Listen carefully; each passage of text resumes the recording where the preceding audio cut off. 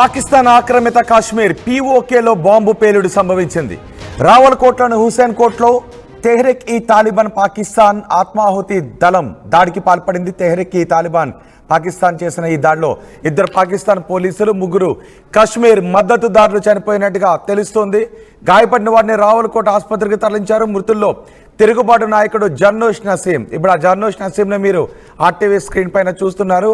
ఈ జర్నోష్ నసీం కూడా ఈ దాడిలో చనిపోయినట్టుగా తెలుస్తోంది. 2024లో జర్నోష్ నసీంను ఐఎస్ఐ కిడ్నాప్ చేసింది. జర్నోష్ నసీం విడుదల కోసం అప్పట్లో కశ్మీరీలు పెద్ద ఎత్తున పోరాటం కూడా చేశారు. ఇప్పుడు తెహ్రీక్ ఈ తాలిబాన్ పాకిస్తాన్ చేసిన దాడిలో 2 పాకిస్తాన్ పోలీసులతో పాటు ఈ జర్నోష్ నసీం కూడా చనిపోయారు. పూర్తి సమాచారం మా ప్రతినిధి రామ్దాస్ అందిస్తారు. రామ్దాస్తో మనం మాట్లాడదాం. ఒక్కసారి ఆ దృశ్యాలను కూడా, పేలుడు జరిగిన ప్రదేశంలో ఉన్న దృశ్యాలను కూడా మీరు ఆర్టీవీ స్క్రీన్ పైన చూడొచ్చు. పాకిస్తాన్ ఆక్రమిత కాశ్మీర్లో ఈ దాడి జరిగింది. బాంబు పేలుడు, ఆత్మాహుతి దళం ఈ పేలుడుకు సంభవించినట్టుగా తెలుస్తోంది. తెహ్రీక్ ఈ తాలిబాన్ పాకిస్తాన్ చాలా కాలం నుంచి తెహ్రీక్ ఈ తాలిబాన్ పాకిస్తాన్లో బాంబు పేలుళ్లకు పాల్పడుతుంది. పాకిస్తాన్ పౌరులు, పాకిస్తాన్ పోలీసులు, పాకిస్తాన్ సైనికులు టార్గెట్గా, పాకిస్తాన్ ఆస్తులు టార్గెట్గా తెహ్రీక్ ఈ తాలిబాన్ చాలా చోట్ల ఈ దాడులు చేస్తుంది. అందుకే ఆఫ్ఘనిస్తాన్లో తాలిబాన్లకు పాకిస్తాన్కి మధ్య కొంచెం గ్యాప్ పెరగడానికి కూడా ఈ తెహ్రీక్ ఈ తాలిబాన్ పాకిస్తాన్ కారణం. తెహ్రీక్ ఈ తాలిబాన్ పాకిస్తాన్లో ఆత్మాహుతి దాడులకు, బాంబు పేలుళ్లకు పాల్పడుతూ ఉంటే వారిని తాలిబాన్లు కట్టడి చేయడం లేదు అంటూ పాకిస్తాన్ తాలిబాన్లకు దూరం జరుగుతూ వస్తుంది. దీంతోనే ఆఫ్ఘనిస్తాన్కు పాకిస్తాన్కు మధ్య గ్యాప్ ఏర్పడుతోంది. ఇప్పుడు తెహ్రీక్ ఈ తాలిబాన్ ఆత్మాహుతి దాడికి పాల్పడింది.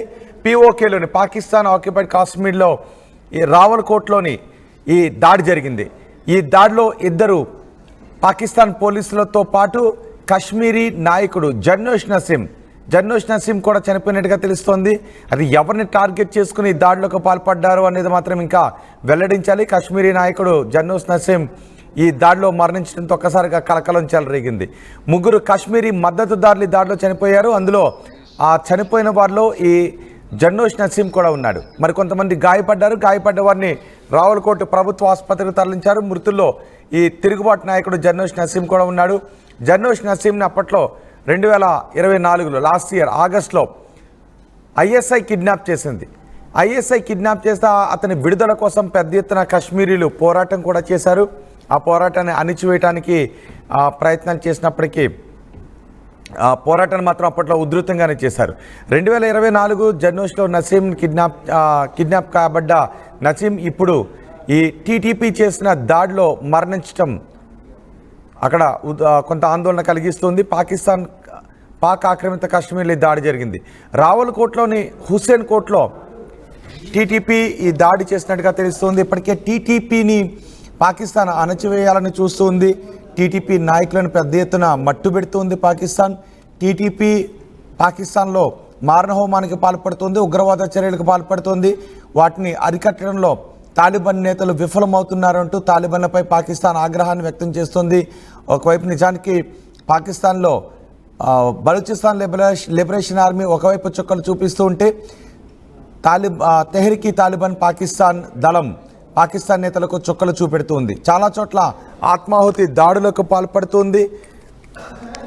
అంతేకాదు పాకిస్తాన్ ఆస్తులను టార్గెట్గా చేసుకుని విధ్వంసానికి పాల్పడుతుంది.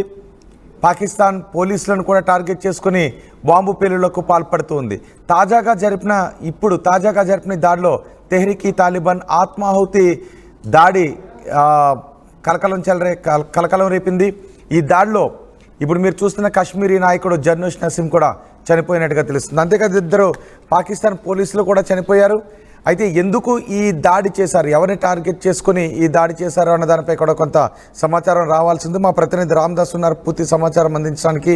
రామ్దాస్, ఈ దాడికి సంబంధించి పీఓకేలో తెహ్రీక్ ఈ తాలిబాన్ పాకిస్తాన్ చేసిన ఆత్మాహుతి దాడి గురించి మీ దగ్గర ఉన్న సమాచారం ఏంటి? ఎవరిని టార్గెట్ చేసుకుని టీటీపీ ఆ దాడికి పాల్పడింది? దాడిలో పోలీసు చనిపోయారు, 4 మిలిటెంట్లు మరణించినట్లుగా అధికారులు చెప్తున్నారు. ఇది రావల్కోట్ జిల్లాలో జరిగింది. అనుమానిత ఉగ్రవాదులను అరెస్ట్ చేయడానికి పోలీసులు అక్కడ శివారు ప్రాంతాలు ఉగ్రవాదుల స్థావరంపై దాడి చేస్తారంటూ police chief Sardar Mohammad local police chief చెప్తున్నారు. సో అనుమానిత ఉగ్రవాదులు పోలీసులపై కాల్పులు జరిపారని, ఒకరు తనను తాను పేల్చుకున్నారని, ఫలితంగా పోలీసులు 4 ఉగ్రవాదులు మరణించినట్టుగా ఆయన స్టేట్మెంట్ సారాంశం ఇక్కడ. సో అయితే 7 పోలీసులు గాయపడి తెలుస్తుంది. ఇక్కడ అంటే హతమైన ఉగ్రవాదులు పాకిస్తాన్ లోని నిషేధిత గ్రూపుల కన్సార్టియంగా చెప్తున్నారు. ప్రధానంగా ఇది తెహ్రీక్ ఈ తాలిబాన్ పాకిస్తాన్ తో సంబంధం కలిగి ఉన్నట్టుగా పోలీసు వర్గాలు అయితే చెప్తున్నాయి. ముఖ్యంగా అంటే పోలీసులను లక్ష్యంగా చేసుకొని ఈ దాడులు చేస్తారా లేదా పాకిస్తాన్ లో ఇంకా వేరే ఏదైనా ఇతరత్ర కారణాలను అనుకోవడంపై అయితే ప్రస్తుతం ఆరా తీస్తున్న పరిస్థితి కనబడుతుంది. ప్రధానంగా పోలీసు స్థావరాలను పోలీసు చెక్ పోస్టుల ఆధారంగా దాన్ని బేస్ చేసుకొని దాడులు చేసినట్టుగా చెప్తున్నారు. దక్షిణ వజీరిస్తాన్ ప్రాంతంలో కూడా కొన్ని దాడులు జరిగినట్టుగా చెప్తున్నారు. అక్కడ కూడా వాలీబాల్ మ్యాచ్ సందర్భంగా కొంతమందిపై దాడి చేసినట్టుగా చెప్తున్నారు. సో మొత్తం మీద అయితే అటు పాక్ ఆక్యుపైడ్ కాశ్మీర్ లో తాజాగా ఈ దాడులు తెహ్రీక్ తాలిబాన్ పాకిస్తాన్ చేసినట్టుగానైతే పాకిస్తాన్ అనుమానిస్తుంది. పాకిస్తాన్ వాళ్ళందరినీ కూడా ఒక ఉగ్రవాదుల గ్రూప్ కన్సార్టియంగా భావిస్తున్న పరిస్థితి కనబడుతుంది. బలూచిస్తాన్ లిబరేషన్ ఆర్మీ కావచ్చు, టీడీపీ కావచ్చు, ఇవన్నీ కూడా. అంటే అక్కడ ఈ కాశ్మీరీ నాయకుడు జర్నోష్ నసీం ఎందుకున్నాడు? ఎవరైతే జర్నోష్ నసీం కూడా ఈ దాడిలో మరణించాడని వార్తలు వస్తున్నాయి.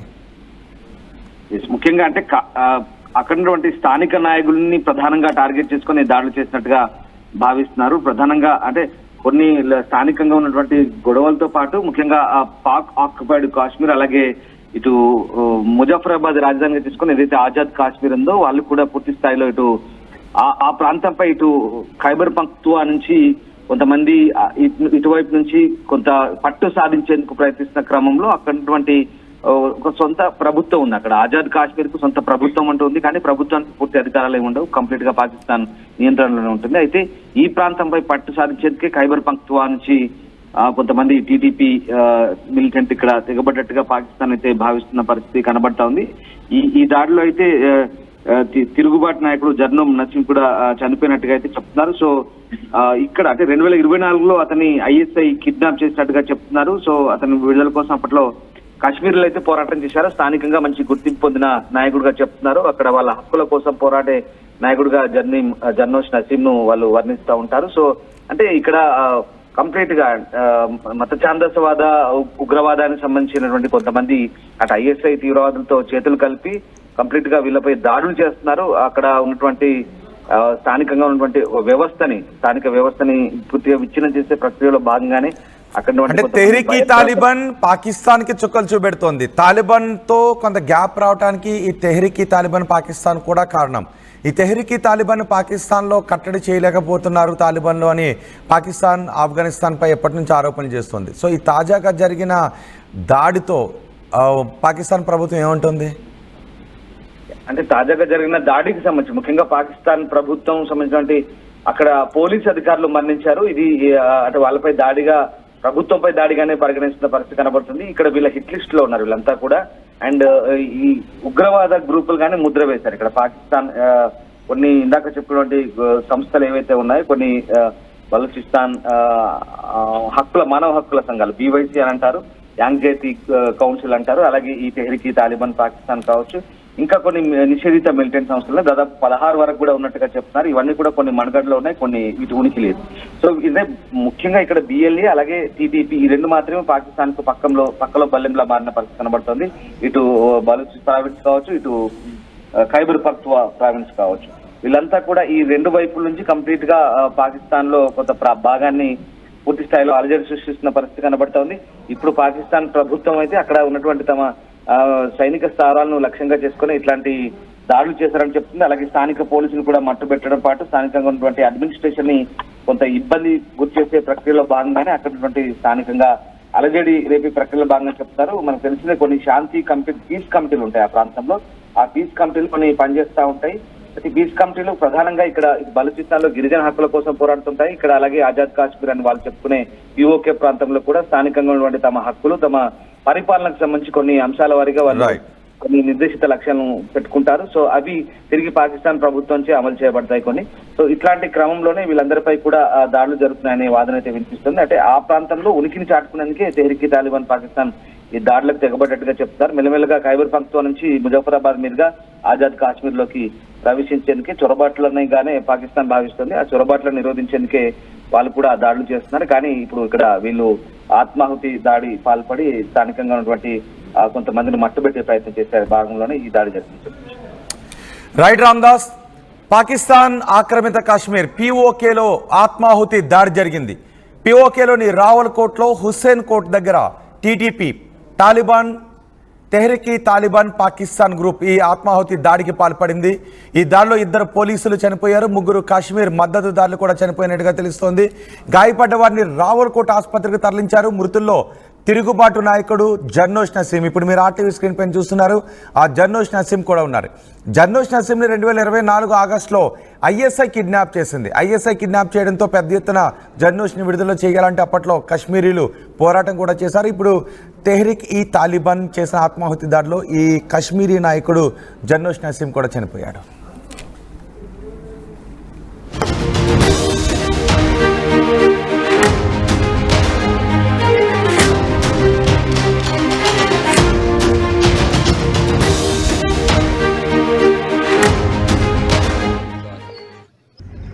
और मैं वो वालदा हूँ जिसका बेटा 13 अगस्त से लापता है, और मैं वो वालदा हूँ जिसके दुख को कोई औरत ही समझ सकती है। मैं वो वालदा हूँ जो हर रोज मरती और हर रोज जीती हूँ। मैं वो वालदा हूँ जो सुबह होती है तो शाम का इंतज़ार करती हूँ कि शाम को शायद कोई खबर मिल जाए, शाम होती है तो सुबह का इंतज़ार होता है कि शायद सुबह कोई खबर मिल जाए। तो खुदा के लिए मैं तमाम इदारों से, आर्मी चीफ से, तमाम एजेंसियों से, हुकूमत पाकिस्तान से, हुकूमत आज़ाद कश्मीर से गुजारिश है कि वो मेरे बेटे को रिहा करें। अगर उसका कोई कसूर है तो उसका अदालत में पेश करें। इन लोगों को पता होना चाहिए कि हम किस तकलीफ से दो चार हैं।